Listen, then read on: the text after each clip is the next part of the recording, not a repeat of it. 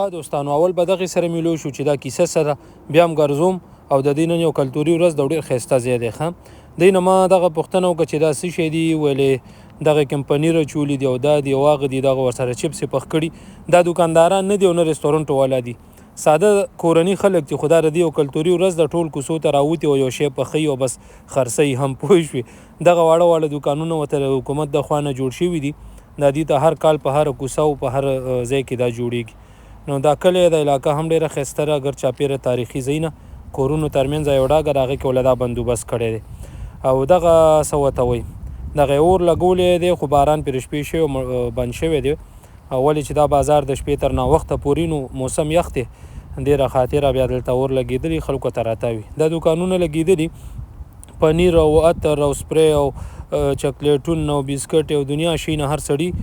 څوک چې د څه کاروبار هم کوي بس هغه یې لګولي هواګانې هم ډېرې دي ډېر شنګ او شونګ هم دی میوزیک هم دي نو خو ډېر یو ښایسته دوکانونه لګولي دا پاخه نه ښه دا موقتي نه ارزي لګېدلي او ګر چاپېره هرې خوا له ترې راځئ نو ګوره څونه ښایسته دي ډېر زبردست دوکانونه یې جوړ کړي ګوره دم پکې څه لګولي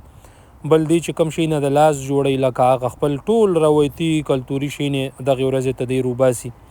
او دا بازار به همدغسې چې تر څو کال نه بدل شوی او تر نوي کال شپې پورې دغه ټول بازار لګېدلی د یورپ هر ملک کې زما په خیال چې دا کلتور دی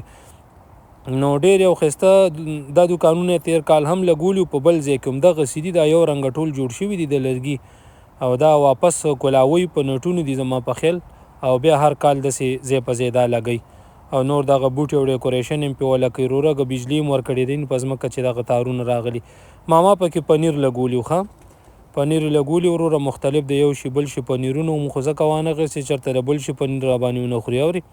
او ګوره هرې خوا ته څونه ښایسته ځایونه یې جوړ کړي او دا کورونه خو پاخه دي خو دا دوکانونه یې اوس جوړ کړي دا یو څو ورځې ما چې څنګه ویل به دا بیا ختموي ښه نو کلتور او رسم رواجونه دا په هر کان کې په هر ملک کې وي مختلف بس دی هر شي ته دی یو دلیل پیدا کړي او لګي او دغه ماشومانو ته دا میلې شی هم پکې لګولي خو دا میله دلته یي ښه دا پخه ده دا دلته نه لرې کېږي او اکثره بند دی بس ترپال شی مې پرې راښکلی او کله یو چوټۍ په ورځ ترې نه اوچت کړي نو دا واړه ورته خلک روباسي ځکه چې دغه یو کلیوال ځای دی هسې خاص بازار او دغه نه لري دې د خاطره نو دغه ځای هم پکې زما ډېر خوښېږي تقریبا ډېر مخکې دې ځای نه ما ویډیو هم کړې وه او هر ځای ډېر ښایسته تاریخي او ډېر منظم یې ساتلی او د دغې لاندې اوس هم بیوټي پارلر چلي ښه نو د وړو میلې هرې خوا ته که وګورې د ناستې ځایونه یې ولې جوړ کړي دي لاندې راځه چې چېرته ولاړ یم دا ټول بیسمنټ دی لاندې زیرې زمینې دي د دې ټول کلي موټر یې دلته ودرېږي ورکوټی ځای دی دومره لارې ګودرې نه لري نو بس دې د خاطره نو